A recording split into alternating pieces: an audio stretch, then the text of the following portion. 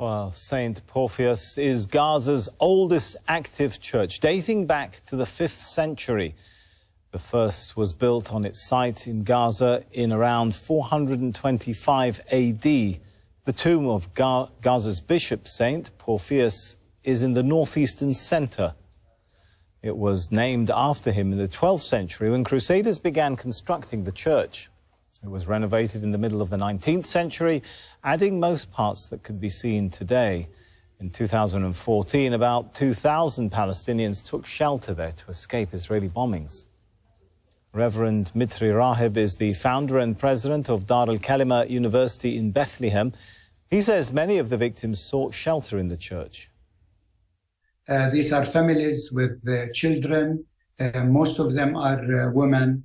I know of one couple, they just had their first baby girl just a few months ago. They were killed in this bombing.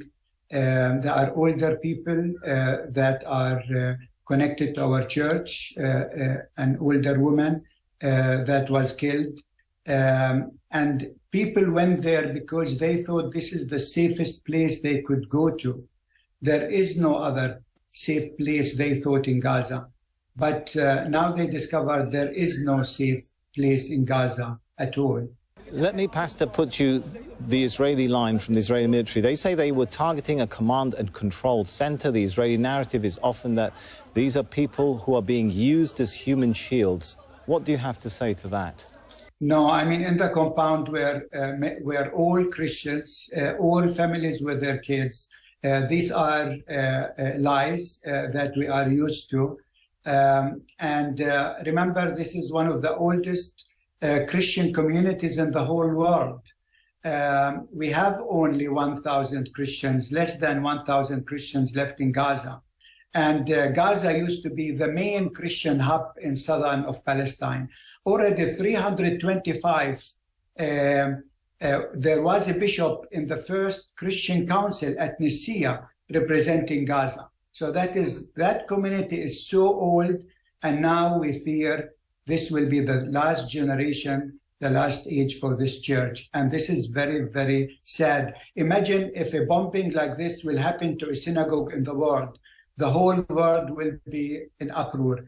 Imagine if something like this will happen in Ukraine. People will talk about Russia and its aggression. But when this happens to the oldest Christian community in Palestine, we feel that the West is really just Pastor, silent. let me jump in and put you the Israeli narrative. They would say terrible attacks like this have happened. We've seen, of course, terrible attacks on civilians on October the 7th, Israeli civilians. And they say there's no other way for them but to act, as they call it, in self-defense, that this is self-defense. What do you make of that? No, this is not self-defense. This is actually a war crime. This is, they want basically to kill as many Palestinians as possible. And remember, most of these are civilians, children and women, and they want to drive them away out into the desert, to Egypt or something. It's the second Nakba. Remember that some of their leaders said, we wish that one day we will wake up and Gaza will be swallowed by the sea.